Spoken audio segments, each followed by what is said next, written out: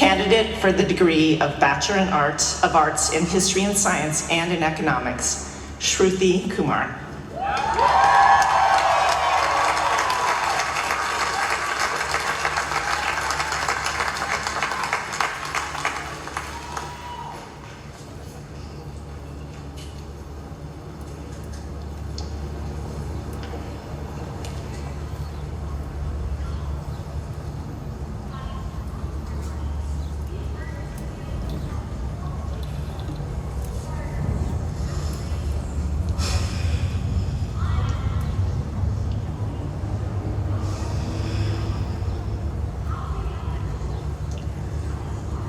Today, we are celebrated for what we know.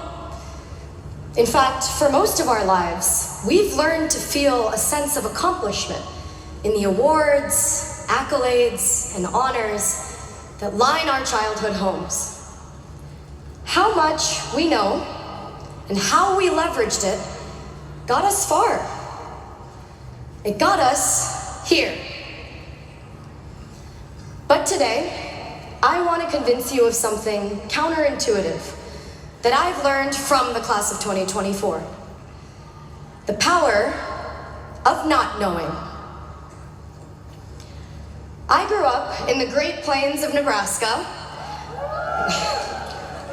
alongside cattle ranches and cornfields. As the eldest daughter of South Asian immigrants, I was the first in my family to attend college here in the US.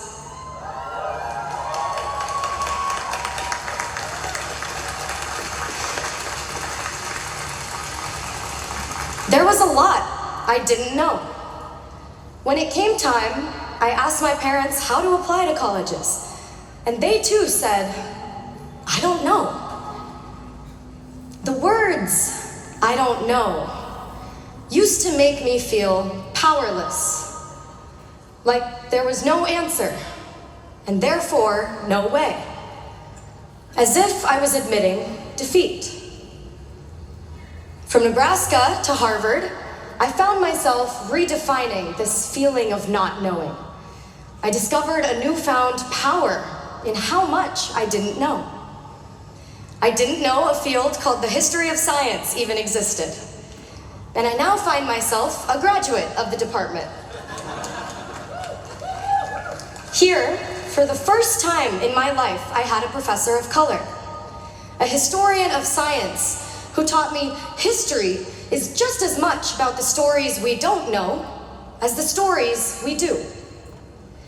In the history of science, we often look for what is missing, what documents are not in the archives, and whose voices are not captured in history. I've learned silence is rarely empty, often loud. I've learned this not only in the classroom, but also from the class of 2024. In reflecting on our collective moments at Harvard, I've realized it's the moments of uncertainty from which something greater than we could have ever imagined grows. And our class has experienced more than our fair share of the unknown. In our first year, during COVID, we didn't have Annenberg to meet 100 people in an hour and walk out remembering 5 names. What did we do? Hefes became the new Annenberg, and we learned to connect differently, building quality over quantity in our friendships. In our sophomore year, Roe v. Wade was overturned, and there was, and still is, in many parts of the country, an omnipresent uncertainty in accessing reproductive health care.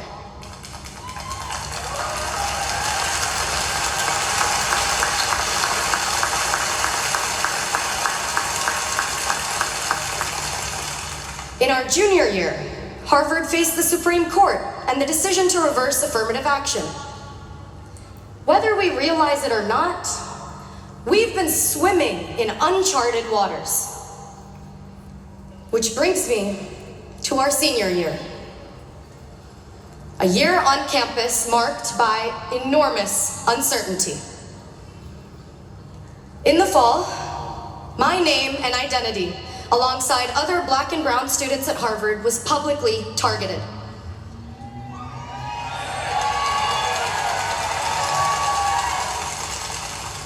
For many of us students of color, doxing left our jobs uncertain, our safety uncertain. This semester, our freedom of speech and our expressions of solidarity became punishable.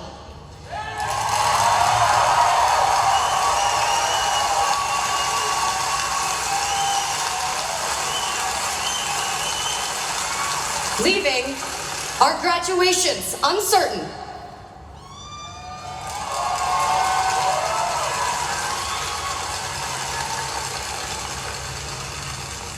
As I stand before you today, I must take a moment to recognize my peers.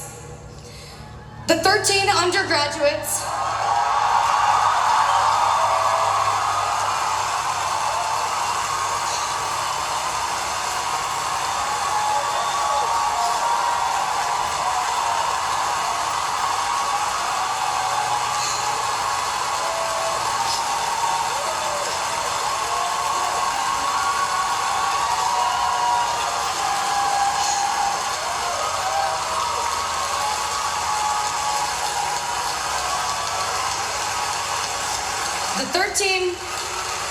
the 13 undergraduates in the class of 2024 who will not graduate today.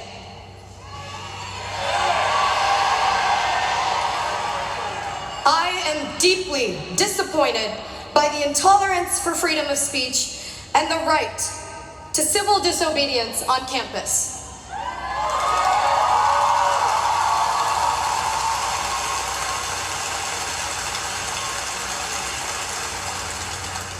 Over 1,500 students had petitioned. Nearly 500 student staff and faculty had spoken up, all overwhelmingly against the unprecedented sanctions. As an American and as a Harvard graduate, for me, what is happening on campus is about liberty. This is about civil rights and upholding democratic principles.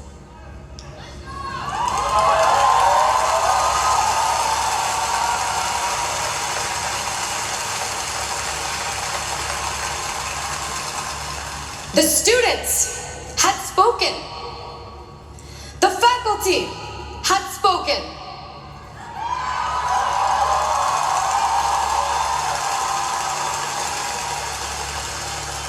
Harvard, do you hear us?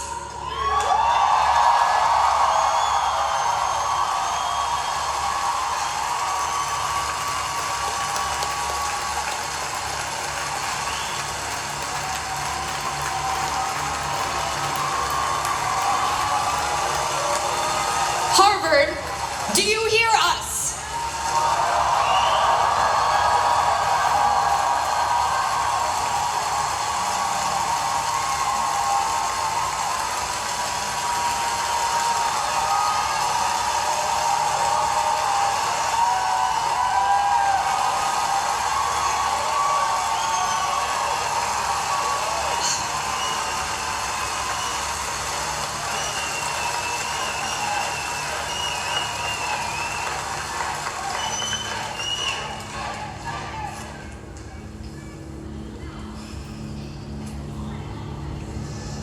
We are in a moment of intense division and disagreement in our community over the events in Gaza.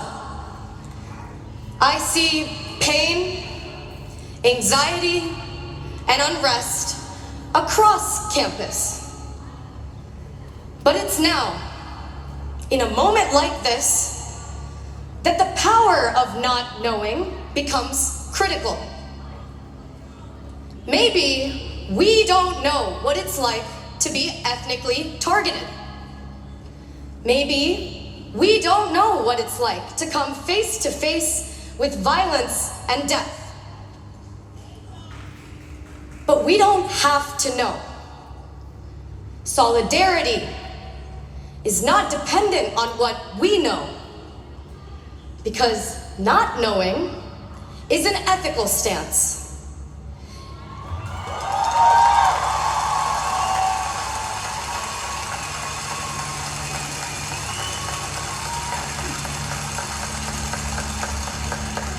It creates space for empathy, humility, and a willingness to learn. I choose to say, I don't know, so I'm empowered to ask, to listen. I believe an important type of learning takes place, especially in moments of uncertainty, when we lean into conversations without assuming we have all the answers.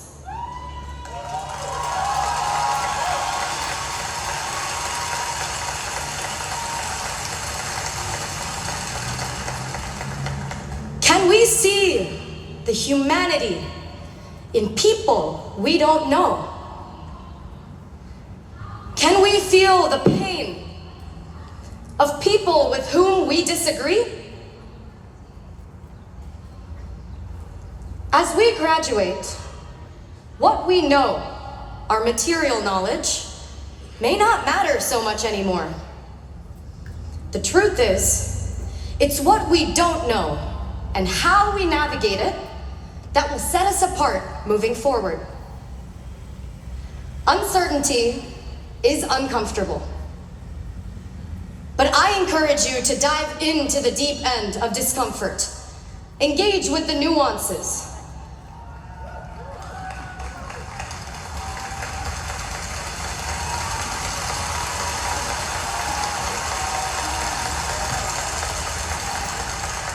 And bring with you a beginner's mind, an ethic of not knowing. Emily Dickinson had said, "Not knowing when the dawn will come, I open every door." Thank you, and congratulations.